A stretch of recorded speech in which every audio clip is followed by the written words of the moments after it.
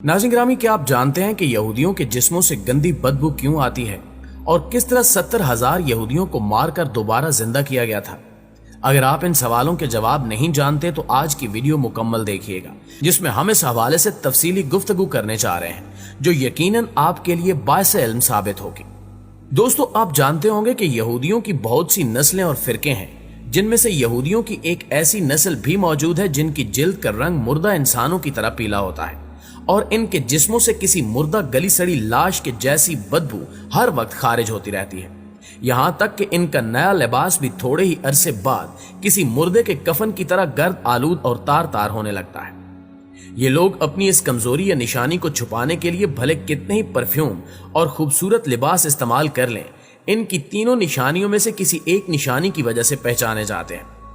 ये लोगों में घुल मिलकर अपनी शनाख्त छुपा लेते हैं, लेकिन अपनी इस मुस्तकिल शनाख्त से उम्र भर पीछा नहीं छुड़ा सकते।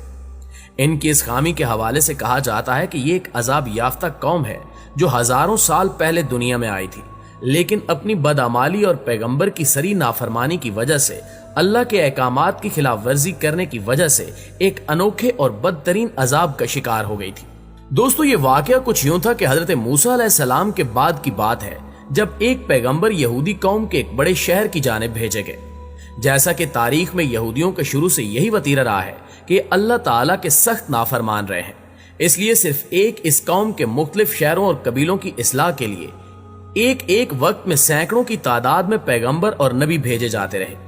कहा जाता है कि इन पैगंबरों की कुल तादाद में से 90% पैगंबर यानी 1 लाख से ज्यादा सिर्फ यहूदियों की तरफ भेजे गए थे। इसी तरह एक कौम की तरफ जिस शहर में एक पैगंबर को भेजा गया वो एक बड़ा शहर था जहां लाखों की तादाद में इंसान रहते थे।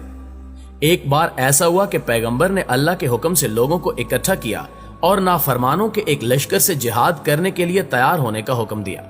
लेकिन जैसा कि यहूदी रुपए पैसे के लालची दुनियादार और जंगो जदल से दूर रहने वाली कौम है, लिहाजा इन्होंने पैगंबर को वाज़े तौर पर इनकार भी नहीं किया और हाँ में जवाब भी नहीं दिया, लेकिन बहाने बाजियों से टाल मटोल करने लगे। उस वक्त के पैगंबर इनको रोजाना घरों में जा जाकर जिहाद की तैयारियों का हुक्म देते, लेकिन वो दुनियावी जिंदगी में इतना खो चुके थे कि मौत के तसव्वुर से ही घबरा जाते थे। इस तरह वक्त गुजरता रहा और वो अल्लाह की तरफ से आने वाले इस हुक्म से बिल्कुल बेनियाज हो गए, लिहाजा इन पर अल्लाह की तरफ से अजाब लाने का फैसला किया गया। इन लोगों को अल्लाह के अजाब से बहुत डराया गया, लेकिन इनकी नाफरमानियां जारी रहीं और फिर एक रोज इनमें ताउन की वबा फूट पड़ी और रोजाना दर्जनों अफराद मौत के मुंह में जाने लगे। इस कौम के चालाक और होशियार लोगों ने जब ये सूरत हाल देखी तो उनको यकीन हो गया कि इनकी नाफरमानी की वजह से इन पर अल्लाह का अजाब नाजिल हो चुका है। चुनांचे वो लोग उस शहर से निकले और दूर दराज किसी जंगल में रहने के लिए चल खड़े हुए। वक्ती तौर पर जगह तब्दील करने की वजह से वो ताउन के मर्ज से बच गए, जिसको देखते हुए उन्होंने फैसला किया कि वो इसी जंगल में अपने बच्चों, दोस्तों, साथियों और रिश्तेदारों के साथ उस वक्त तक मुकीम रहेंगे जब तक इनके शहर में ताउन का अजाब टल न जाए। अभी इनको वहां रहे चंद दिन ही गुजरे थे कि एक दिन अल्लाह ताला ने एक फरिश्ते को भेजा और यूं इनकी चालाकी और अक्ल इनके काम न आई और उन पर अजाब पहुंच गया। फरिश्ता एक बुलंद पहाड़ पर खड़ा हुआ और उसने एक ऐसी खौफनाक चिंगाड़ की आवाज निकाली कि जिसने वो आवाज सुनी दहशत और खौफ से होशो आवाज खो बैठा। इसके बाद फरिश्ते ने उसी गूंजदार आवाज में पुकारा, मोतो यानी मर जाओ। इसके ये अल्फाज अदा होते ही जहां जहां पर वो यहूदी मौजूद थे वहीं पर गिर गए और उसी वक्त उनकी रूहें उनके जिस्मों से परवाज कर गईं। याद रहे कि इनमें से कोई भी बीमार नहीं था। ये लोग सभी के सभी नॉर्मल और सेहतमंद थे, जबकि इनकी तादाद तकरीबन 70,000 के लगभग थी।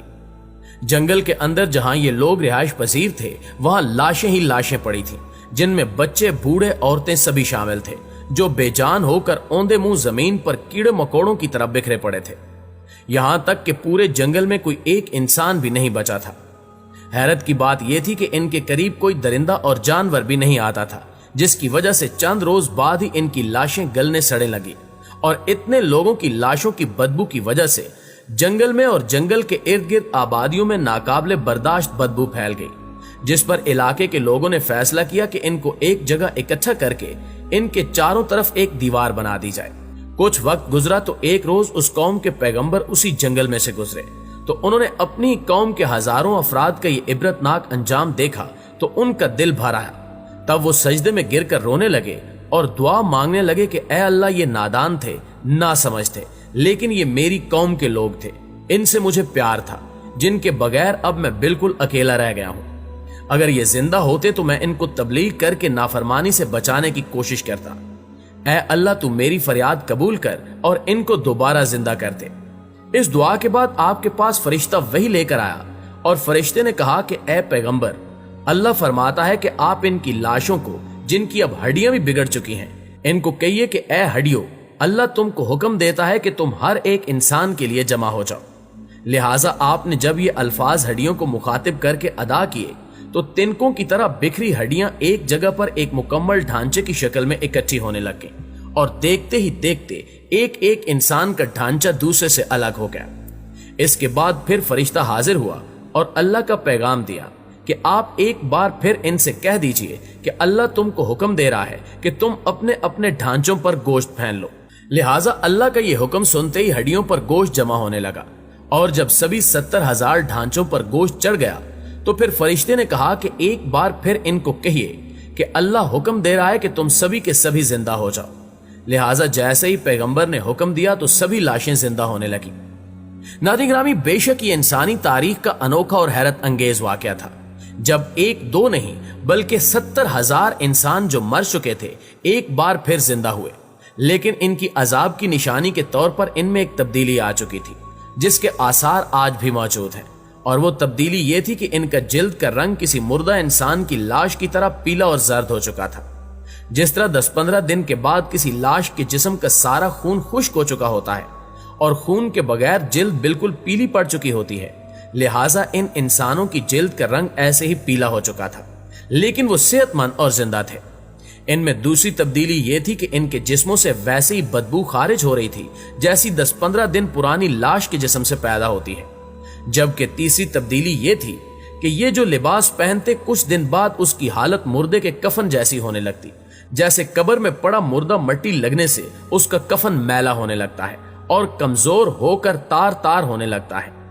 ये तीनों निशानियां इनकी जिंदगी में शामिल हो चुकी थी, हत्ता कि इनकी आने वाली नस्लों में भी निशानियां पाई जाती हैं, और आज हजारों साल गुजरने के बाद भी इस नस्ल के यहूदी दुनिया जहां में मौजूद हैं और इनमें ये तीनों निशानियां मौजूद होती हैं।